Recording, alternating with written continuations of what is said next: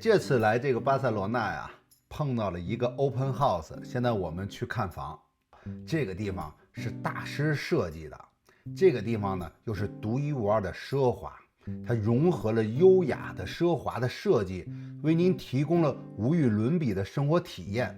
它有宽敞豪华的生活空间，它有顶级装修的材料，无敌景观，一流的设施和便利，还有安全，还有隐私，优越的地理位置，还有非常超值的投资的价值。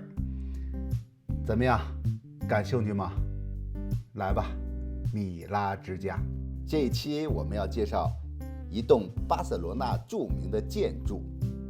如果形容它所有的尖角啊，它在这个建筑上会消失，所有的物体都会显露饱满的曲线。这个阳光从四面八方射入到房间，你会想到是什么建筑呢？触手摸一下米拉之家，好好摸一摸。哎呀，这质感，这质感啊！条纹，哇，天哪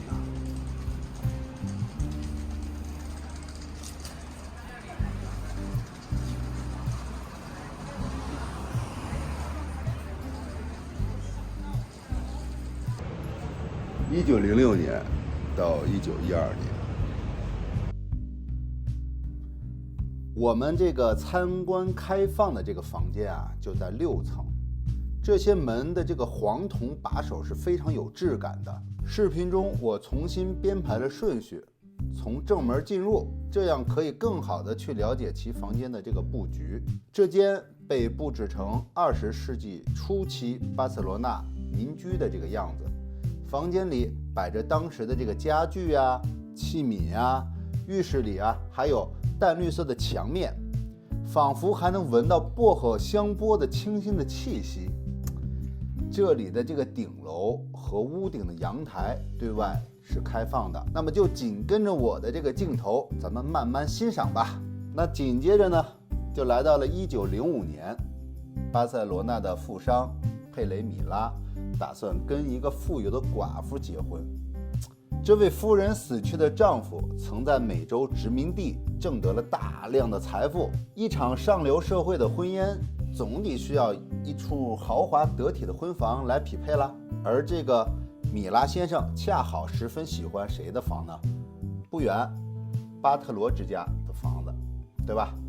这个建筑师高迪的作品呢，也颇受上流人士的好评。于是米拉先生在离巴特罗之家10分钟步行的这个路程啊，也买下了一栋房子，并聘请高迪为建筑师。高迪决定推倒这个房子，重建一座全新的大楼，并在他位于圣家堂的工地上的工作室里啊，画出了第一个设计草稿。嘿，你别说，这个大楼建得倒快，从1906年就开始建，1910年基本就建完了。这个米拉夫妇于1911年就入住了。你说这效率是不是特别高啊？比这个圣家堂高出太多了。都2023年了，这圣家堂还没有建完呢。我只能说这个有钱能使什么来着？咱就不说了啊。当时在建造这个米拉之家的时候啊，这个人们对它的建设都有极大的兴趣。有关他的各种报道啊，也纷纷发表。文章称，高迪决心满足现代的生活需要，不让材料的性质或阻力成为限制其行动自由的障碍。文章还将柱子的结构描述为是一种创新，它将带来宽敞明亮的空间。米拉之家这个波浪形的外观，这个外墙啊，是由白色的石材砌出来的。这个扭曲回绕的这个铁条和铁板构成了这个阳台的栏杆，还有宽大的这个窗户。这个大阁楼啊，由270个拱门支撑，一走近仿佛就进入了鲸鱼的腹部，所以它的名字叫做鲸鱼阁楼。如今这里被改成什么呢？高迪展区，展示着这位天才建筑师的生平和作品，当然也有他创作的灵感来源的展示啊。米拉之家设计的特点啊是什么呢？它本身的这个建筑的重量完全是由这个柱子来承受的，不论内墙外墙都没有承受建筑本身的重量。建筑本身呢是没有主墙的，所以啊，它内部可以随意的隔间改造，建筑呢也不会塌下来，而且可以设计出更宽大的窗户，保证每个房间的采光。最重要的是，没有一间房是正方形的，没有方方正正的，完全符合什么呢？高迪曲线属于上帝的设计理念。于是呢，有个流传的笑话，怎么说呢？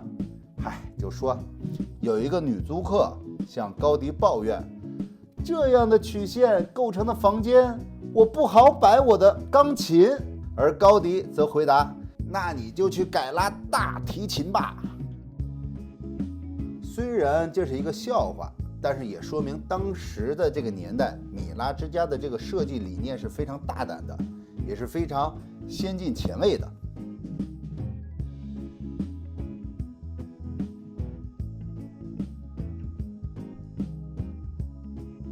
大楼在建造的过程中啊，是十分复杂的，也充满了财务和法律的问题。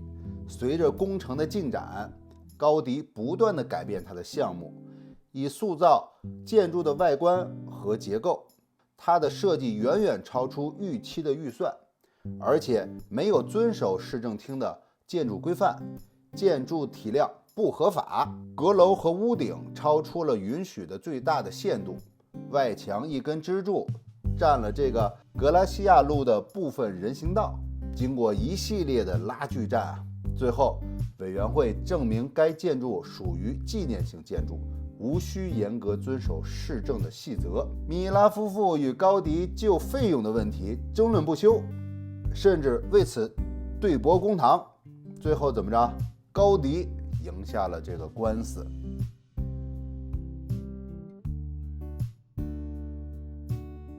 高迪的个性非常特别，他对修复工作投入的精力不次于对新建这个建筑的投入对水利工程的重视程度也不次于对建筑工程的重视程度。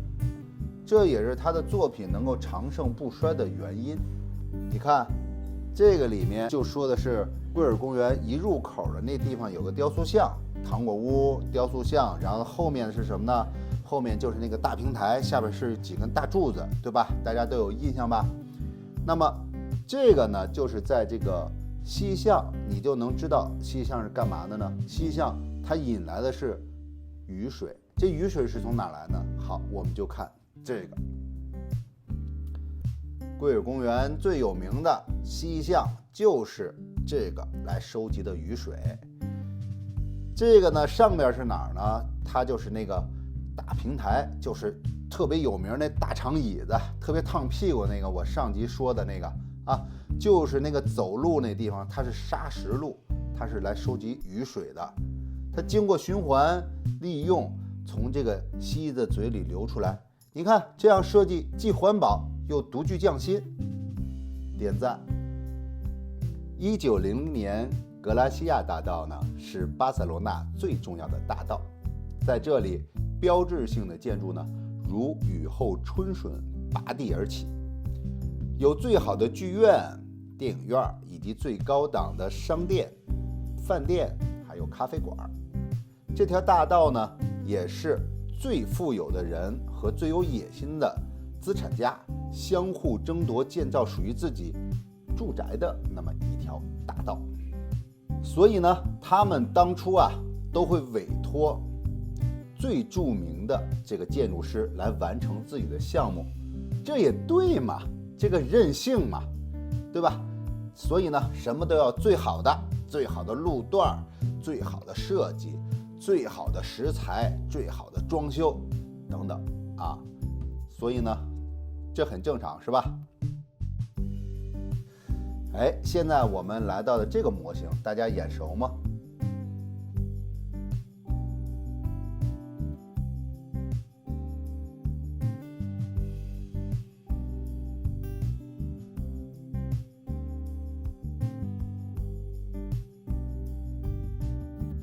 米拉之家有个流传已久的别称，叫做采石场，就是觉得这个大楼像一片被挖出许多洞的山岩。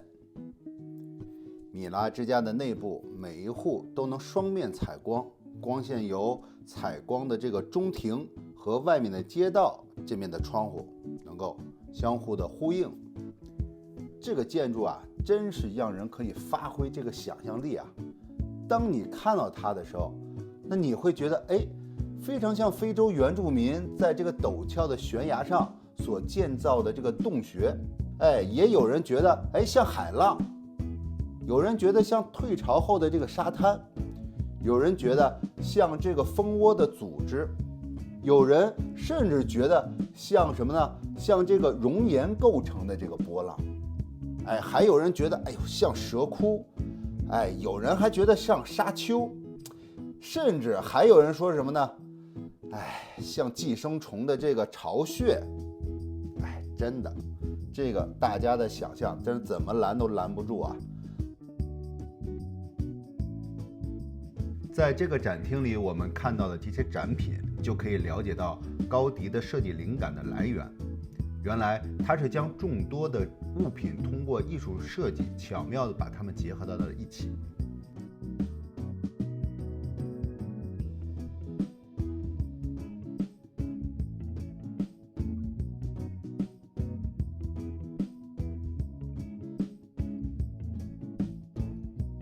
楼顶是一个奇幻的世界，这个你说，好好的这个楼顶怎么设计出来的就像森林一样的呀？你看还有什么呢？设计的像这个大海的这个波涛一样的，这个造型迥异啊，各式各样。什么？你看这个烟囱啊、水塔呀，都坐落在这个起伏的这个波涛中，每一个通风管道和烟囱都像一个栩栩如生的这个塑像，有的就像披上全副盔甲的这个战士，有的像神话中的怪兽，有的呢像这个教堂的大钟，有单个的，也有几个一组的，错落有致，极富动感，非常奇妙，彻彻底底颠覆了我对楼顶的认知。对呀，谁家楼顶这么设计呀？你看在这里啊，夏天的时候啊，这里还举办过这个音乐会。你看大家伙实际上都是可以坐在这个台阶上的。米拉之家这座独特的建筑，以建筑师和业主之间的关系，成为当时这个巴塞罗那人的这个许多幽默刊物嘲笑的对象。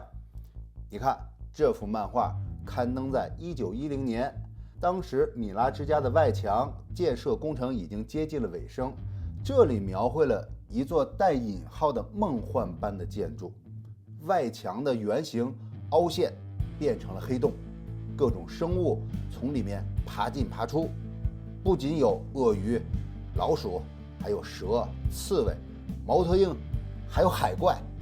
这个建筑的顶部有2条蜿蜒的线条，与漆黑的天空交相辉映。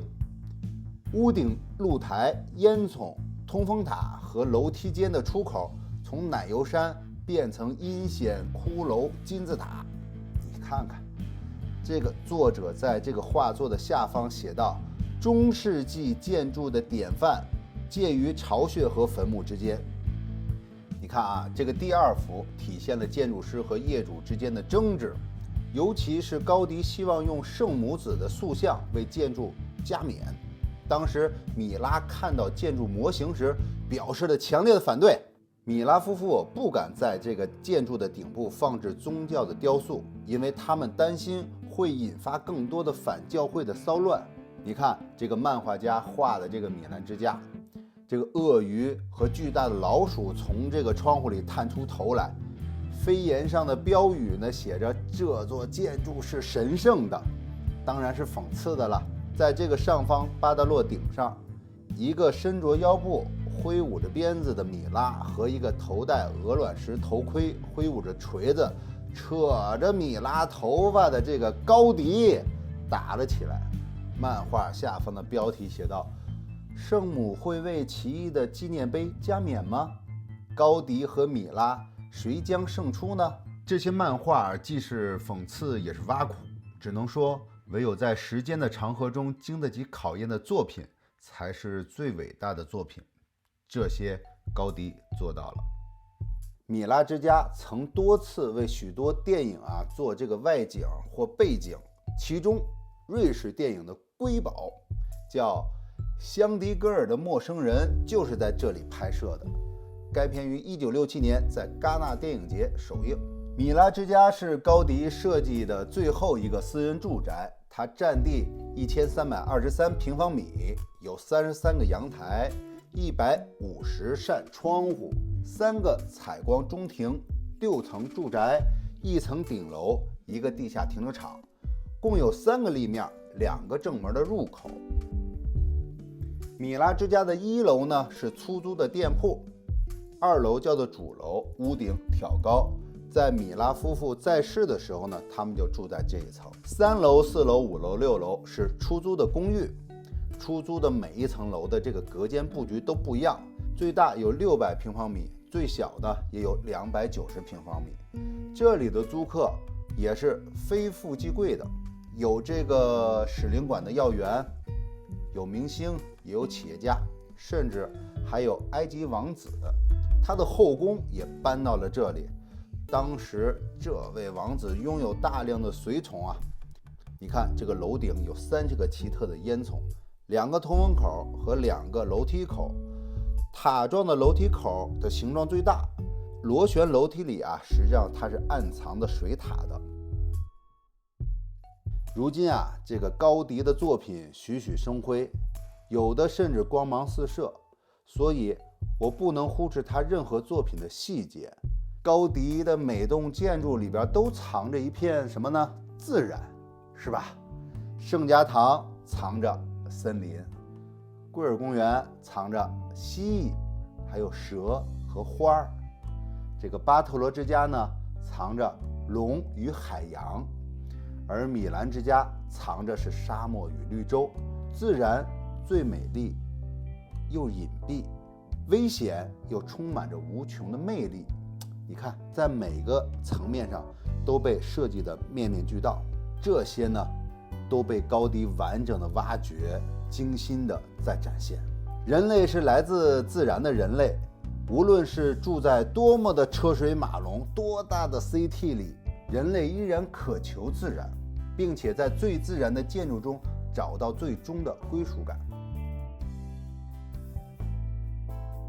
现在我们从这个顶层，然后呢往下走，这个楼梯旁的这个墙壁上，上半部分被涂成了绿色，下半部分则是用波浪形的棕黄色，正如漫漫绿洲与起伏的沙丘。我想高迪的每栋建筑里边都藏着一片什么呢？自然。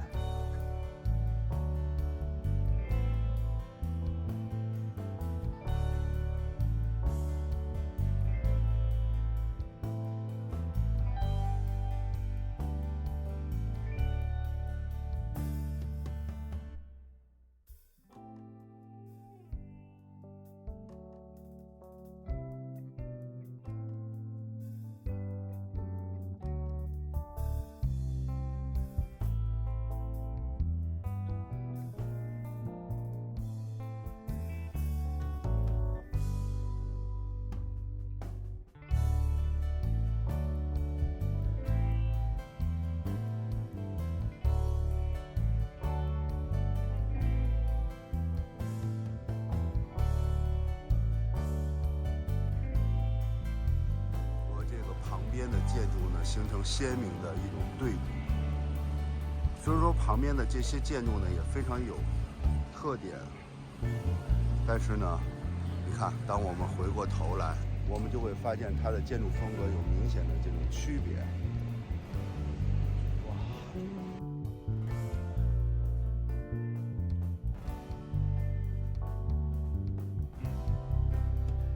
我想高迪的作品不属于时尚或转瞬即逝的瞬间，但他的作品会流传经典。现在我们走到比较远的一个地方，看看这个米拉之家的一个全景。